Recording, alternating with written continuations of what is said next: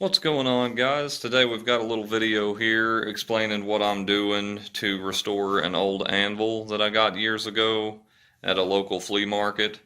It had horrible wear, like a belly in the middle of the anvil worn out, and the corners of the anvil were chipped off and not 90 degree anymore. So I've got a couple welders here in the garage. I've just been using a stick welder mainly for this, for the tooling sticks, electrodes I've been using with them, and I'll show you a little bit about it here. Okay, so this is the welder I've been using. It's a Deco inverter welding machine. Right there's a view of the front. It's got the current here, your current meter. And it's got the ground wire that's clamped to the anvil right now, and then it's got the electrode end here. These are the electrodes I've been using for this. They are E70 18s. They look like this. And it's good for like tooling. It's got a nice hardness to it. Nothing I do to this anvil is going to bring it back to its former glory unless I were to just completely grind the entire surface down, but then we're talking about possibly getting past the hardened surface anyway. So I've been putting weld on it with the electrodes I just showed you. I rebuilt the corners. These were all busted up and gnarly. You can see it in previous blacksmithing videos that I have before I've done this. This had like a flake of steel that was coming off, like a rather large chunk, so I filled that with weld. And then the tip was missing. It had been dropped or ground off through the years. So I'm going to round that off and rebuild the tip here. But right here you might be able to see these pencil marks I've got here and here. This is bellied out. I can maybe show you that somewhat. But you can really feel it right here. In reality, you can't see it that well on the video, but it does have quite a belly to it, which means when I try to forge blades or anything on this, it makes it like have a banana curve to it, which then I have to keep flipping and repairing, and correcting and chasing it the whole time. So I need a good flat surface. That's what I'm going for. I know welding on this and getting the anvil heated up, I'm risking ruining the temper on the surface of the anvil. To be honest, this anvil, it's an old anvil. It's not like a Peter Wright or anything that's crazy, it's worth thousands of dollars, but I'm not that worried about it. I would rather have just a flat, hard surface. It's not going to hurt my feelings if I lose a little bit of hammer bounce. If the hardness is lost a little bit, I just need a flat, decently hard surface. And this is going to be harder than mild steel. It's still going to serve its purpose. The welds, as you can see, they're looking pretty decent. There's some messy spots. I was kind of tuning it in and learning. Yeah, we're going to start here and move on over.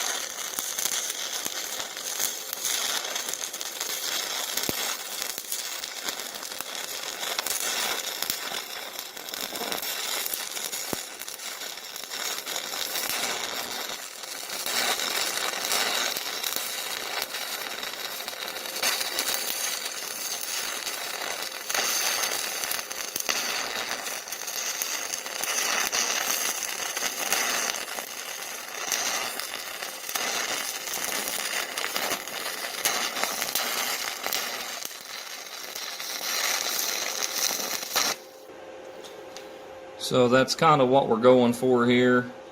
Could have been a little neater, but we're just going to go through and do that kind of zigzag, like worm pattern, all the way from this line down to this line here that I've got drawn. And we'll fill in any problem holes or areas after. We can do another pass and see what needs work.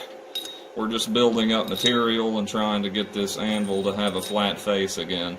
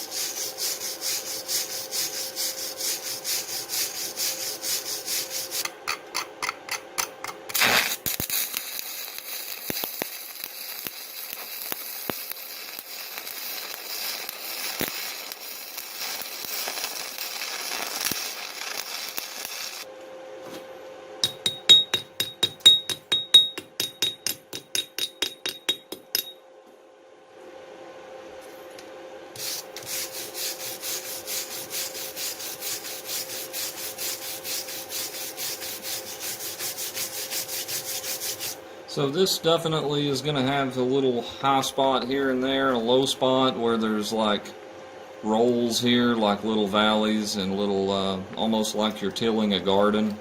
So if after I use the grinders to get this flat, and there's valleys, we can fill those in and grind it again and keep going back and forth until we get something we like.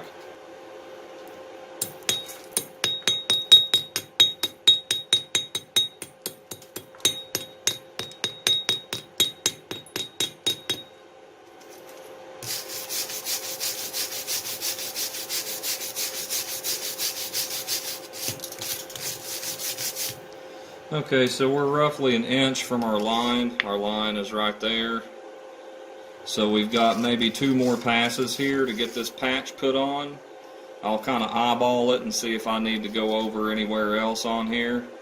And then that'll be our welding up video, and the next one will probably be, the next anvil video that I do will probably be grinding it and getting it to its finished state.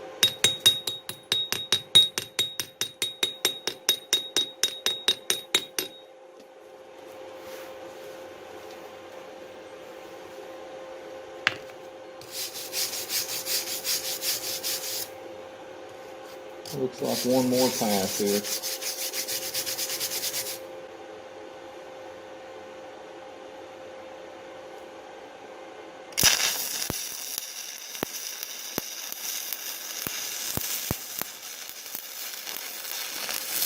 Maybe 2 to be safe.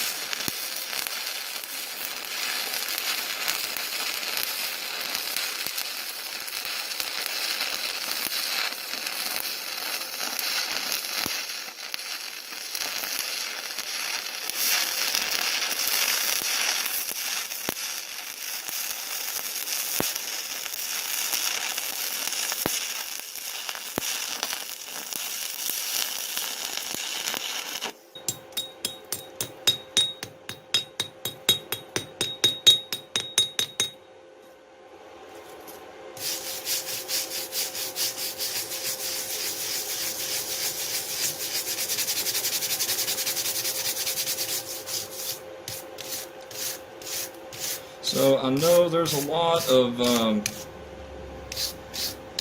talk about like what you need to do before you start welding on an anvil, like heat it up with torches or whatever your method of heating it up would be, that the weld would stick better. That may be true. I don't know a whole lot about it, but that would have taken quite a long time to heat this big chunk of steel up with propane or other means. So I just allowed the weld to heat it up as it's welding, and that's all I really did.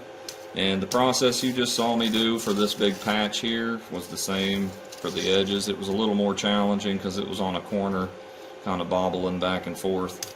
But I'll get the camera here and give some close-ups of the welds and stuff that I've done to this anvil, and then on the next video we'll do the grinding. I gotta see if there's any valleys big enough in this weld patch that I need to put another run on. Maybe if I do anything, I might put a second patch on top of this one, like right in the middle. That's where it was worst. But I think it might be good, but I gotta get down to level here and see. Alright guys, so here's a close-up of all of our runs here. Some are better than others. We've got a few little inclusions and like pinholes here and there that may grind out. But like I said, we'll go back and forth with the grinder and the welder until we get something we like. I'm thinking I'm going to put another mini patch like from here to here in the middle on top of this one, because to me it still looks like it has a low point. And like when I run my hand back and forth on it, it feels like the middle is still the lowest point. So you can't really lay a level on it right now because of all the humps and bumps. It's not going to give you an accurate reading. But I'm going to put this patch on, and then next video we'll do some grinding work and get it to where it needs to be.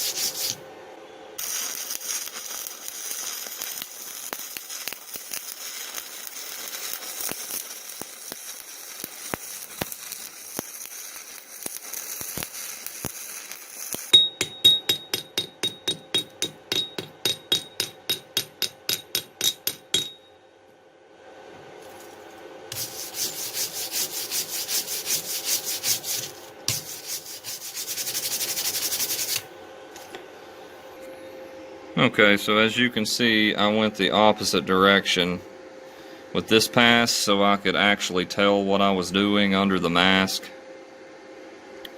So here is what I've done on the other parts of the anvil. These welds down here are probably the roughest. I can do another pass on those for sure. But yeah, that was just a short little video, guys, of welding up an old damaged anvil. The next video of the anvil that I post, we'll do some grinding to have it nice and flat and get it the way it should be. All of this equipment, this helmet, this welder here, I'll probably be doing separate videos of for product reviews later on. But thank you guys for watching, and I'll catch you next time.